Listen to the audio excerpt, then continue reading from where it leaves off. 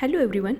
In today's lecture, we are going to discuss about drug-induced hemolytic anemia or drug-induced hemolysis. It is an example of type 2 hypersensitivity reaction.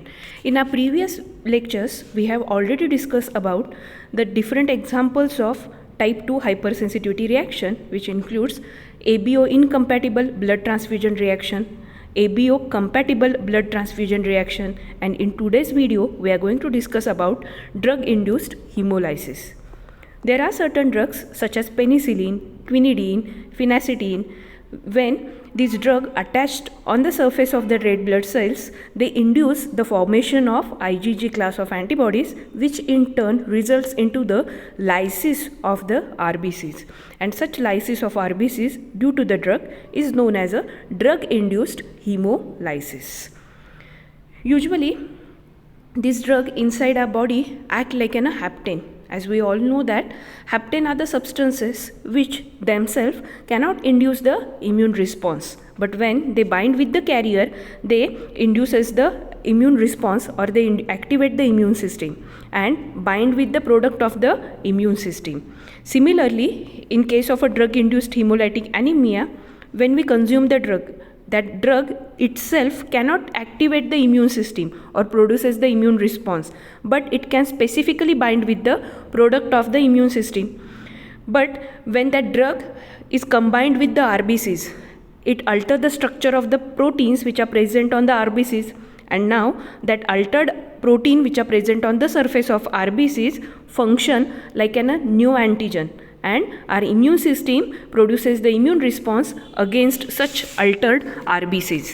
आपल्याला सगळ्यांनाच माहिती आहे की आपल्या immune सिस्टीमकडे काय आहे, सेल्फ टॉलरन्स आहे. आता सेल्फ टॉलरन्स म्हणजे काय, तर आपली इम्यून सिस्टीम आपल्या स्वतःच्याच बॉडीमधल्या सेल्सच्या अगेन्स्ट किंवा सेल्सच्या सरफेसवर प्रेझेंट असलेल्या अँटीजनच्या अगेन्स्ट कधीही इम्यून रिस्पॉन्स तयार करत नाही. पण जेव्हा एखादं फॉरेन प्रोटीन किंवा एखादं फॉरेन मॉलिक्यूल, जसं ह्या केसमध्ये ड्रग, येऊन आपल्या RBCsला बाइंड होईल, तर RBCsवरच्या प्रोटीनचं स्ट्रक्चर काय होतं, अल्टर्ड होतं. आता ही RBC आणि तिच्यावर येऊन बाइंड झालेला हा ड्रग, ज्याच्यामुळे RBCsच्या मेम्ब्रेनचं स्ट्रक्चर किंवा त्याच्यावरच्या प्रोटीनचं स्ट्रक्चर बदललं आहे आणि ते स्वतः आपल्या इम्यून सिस्टीमसाठी काय अँटीजन म्हणून काम करेल. अशा अल्टर्ड RBCsच्या अगेन्स्ट आपली इम्यून सिस्टीम ॲक्टिवेट होते, आणि इम्यून सिस्टीम ॲक्टिवेट झाली की ती काय करते, it produces the immune response in the form of antibodies against our own RBCs. आणि जेव्हा RBCs बरोबर किंवा RBCsच्या अगेन्स्ट तयार झालेल्या अँटीबॉडीज RBCsला जाऊन बाइंड होतात, they causes the hemolysis. Sometime when this drug binds with the antibodies, preformed antibodies, जर त्याला कॉम्प्लिमेंटरी स्ट्रक्चर असलेल्या जर प्रेझेंट असतील, तर त्याला जाऊन कोण बाइंड होणार आहे, ह्या अँटीबॉडीज बाइंड होतील, and this antigen antibody complex binds with the RBC. So such Altered RBCs activate the complement system, and this also results into the lysis of the RBCs, known as a hemolysis. Sometimes these altered RBCs, when bind with the antibody and antigen complex, induces the complement system, and it also result into the hemolysis. इथं आपण काय बघितलं बघा की वेगवेगळ्या मेकॅनिझमने जेव्हा ड्रगमुळे RBCsचं structure काय होईल, अल्टर्ड होईल, त्या प्रत्येक वेळी काय होणार आहे की त्या अल्टर्ड स्ट्रक्चरच्या अगेन्स्ट इम्यून रिस्पॉन्स तयार होईल in the form of antibodies, किंवा अँटीजन अँटीबॉडी कॉम्प्लेक्समुळे कॉम्प्लिमेंट सिस्टीम ॲक्टिवेट होईल, किंवा या अँटीजन अँटीबॉडी कॉम्प्लेक्समुळेच डायरेक्टली फॅगोसायटिक सेल ह्या RBCsला काय करतील, इन्गल्फ करतील आणि रप्चर करतील. या सगळ्या मेकॅनिझममध्ये RBCsचं काय होतं आहे, लायसिस होतं आहे, ज्याला आपण म्हणतो हिमोलायसिस. आणि हे हिमोलायसिस झालं आहे कशामुळे, तर ड्रगमुळे, म्हणून ह्याला म्हणतात ड्रग इंड्युस्ड हिमोलायटिक ॲनिमिया.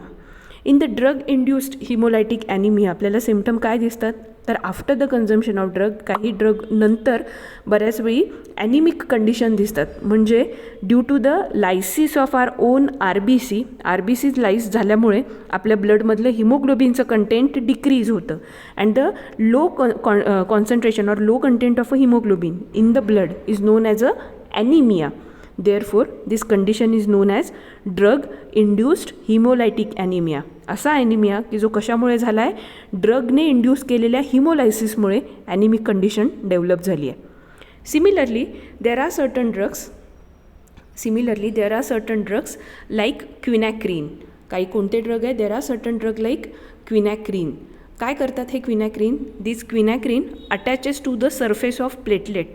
जसे काही ड्रग RBCsला बाइंड होतात तसे काही ड्रग प्लेटलेट्सला बाइंड होतात. And when they binds with the platelets they alter the structure of platelets and similarly cytotoxic reaction start होतात.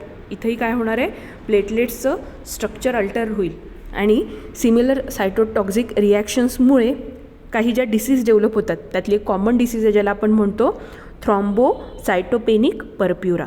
काय होतं थ्रॉम्बोसायटिक परप्युरामध्ये? तर थ्रॉम्बोसायटोपेनिक परप्युरामध्ये थ्रॉम्बोसायटोपेनिक परप्युरा ह्याचं मिनिंग काय आहे, आपण काय म्हणतो बघा, हे ड्रग काय करतात, सायटोपेनिक परप्युरा सारख्या डिसीजेस कॉज करतात. थ्रॉम्बोसायटोपेनिक परप्युरामध्ये होतं काय, तर आपण म्हणूयात की RBCsच्या थ्रॉम्बोसाईट्सच्या अगेन्स्ट जेव्हा इम्युन रिस्पॉन्स तयार होतो किंवा ड्रग जाऊन कशाला बाइंड होतील, थ्रॉम्बोसाईट्सला किंवा प्लेटलेट्सला जाऊन बाइंड होतील, त्यावेळी जो क्लॉट तयार होईल त्या क्लॉटमुळे बऱ्याच वेळी आपल्या RBCs काय होतात, रप्चर होतात. सिमिलरली त्या थ्रॉम्बोसाईट्समुळे तो थ्रॉम्बोसाईट्स जिथे जिथे आपण म्हणूयात की क्लॉट होईल, थ्रॉम्बोसाईट प्लेटलेट्सचं काम काय असतं, ब्लडचं क्लॉटिंग करणं. तो तयार झालेला जो क्लॉट आहे त्याच्यामुळे RBCsचं जे डिस्ट्रक्शन होईल, कॅपिलरीमध्ये जे ब्लिडिंग होईल, त्याच्यामुळे under the skin we observe the rashes आणि त्यामुळे जी कंडिशन डेव्हलप होते त्याला आपण म्हणतो thrombocytopenic purpura. This thrombocytopenic purpura can affect the small blood vessels around the vital organs like brain and kidney. म्हणजे ड्रगमुळे दुसरी कंडिशन काय झाली की ड्रगमुळे पहिल्यांदा आपण म्हटलं RBCs रप्चर झाल्या की जी कंडिशन डेव्हलप झाली तिला आपण म्हटलं drug induced haemolytic anaemia. Similarly जेव्हा ह्याच ड्रगमुळे प्लेटलेट्सच्या अगेन्स्ट जाऊन हे ड्रग जेव्हा बाइंड होतात आणि प्लेटलेट्सचा क्लॉट्स तयार करतात किंवा प्लेटलेटचं सुद्धा लायसिस जेव्हा होऊन जे क्लॉट्स तयार होतात त्याच्यामुळे जी कंडिशन डेव्हलप होते तिला आपण म्हटलं thrombocytopenic purpura. Similarly sometimes the immune response get activated against our own white blood cells.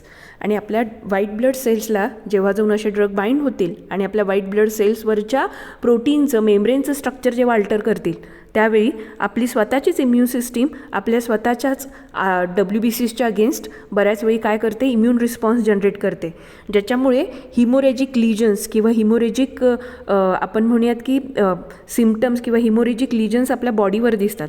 He disease G develop होते कशामुळे, तर due to the production of immune response against our own WBCs. त्या कंडिशनला किंवा त्या डिसीजला म्हणतात ब्लूबेरी मफिन. ब्लूबेरी मफिनमध्ये आपल्याला बॉडीवर स्किनवर काय दिसतात, स्पॉट्स दिसतात. युजली कलर कसा असतो त्याचा ब्ल्यू कलरचे स्पॉट्स दिसतात. हे कशाबरोबर रिझेंबल करतं, तर मफिनसारखं दिसतं, मफिनमध्ये जे रेझिन्स आहेत त्याच्यासारखं दिसतं, म्हणून त्या डिसीजला काय म्हटलं आहे, blueberry muffin. Blueberry muffin mainly कोणाच्यात आपण ऑब्झर्व करतो, बेबीजमध्ये प्रेझेंट असतं, ज्यांच्यामध्ये आपल्याला काय दिसतं की त्यांच्यामध्ये nodules at the time of the birth we observe the red or purple colour nodules at the time of birth. This rashes are due to the congenital infections. काही कंजनायटल इन्फेक्शनमुळे हे ब्लूबेरी मफिन होतं. पण blueberry मफिनचा आणखी एक reason आहे की ज्याच्यात ड्रगमुळे blueberry मफिनचे symptoms आपल्याला दिसतात.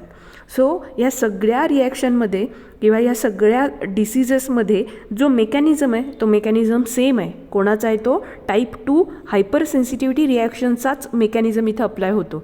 त्यामुळे ही सगळी एक्झाम्पल्स आपल्याला माहीत असणं गरजेचं आहे. आता टाईप 2 हायपर सेन्सिटिव्हिटीचा मेकॅनिझम ह्यांच्यात काम करतो म्हणजे नक्की काय होतं, तर ह्या सगळ्या रिॲक्शनमध्ये एखाद्या सेलच्या सरफेसवर तयार झालेल्या अँटीजन अँटीबॉडी कॉम्प्लेक्समुळे कॉम्प्लिमेंट सिस्टीम किंवा antibody dependent cytotoxic cell or phagocytic cell like macrophages activate होतात and they causes the they causes the lysis of the foreign cell or they causes the lysis of our own RBCs, WBCs or platelets. आणि त्याच्यामुळे हे example आपण कशाचे म्हणून study करतोय तर type 2 hyper सेन्सिटिव्हिटीचं. इथं आपण टाईप 2 हायपर सेन्सिटिव्हिटीचे सगळे जे एक्झाम्पल्स आहेत ते बघितले. आता शेवटचा पॉईंट जो राहतो तो की ड्रग इंड्यूस्ड हिमोलायटिक ॲनिमिया असू देत किंवा आपण बघितलेले त्याच्याशी रिलेटेड बाकीच्या ज्या डिसिजेस आहेत त्यांच्यात ट्रीटमेंट फक्त एक यायचं आहे की when the drug is withdraw the symptom also disappear. हे सगळे सिम्पटम्स स्टार्ट कशामुळे होतात तर all these symptoms start due to the drug. या ड्रगच्या कन्झम्पशनमुळे स्टार्ट झालेले आहेत. जेव्हा तुम्ही या ड्रगचं कन्झम्पशन थांबवाल तुमचे हे सगळे सिम्पटम्स डिसॲपियर होतील. थँक्यू.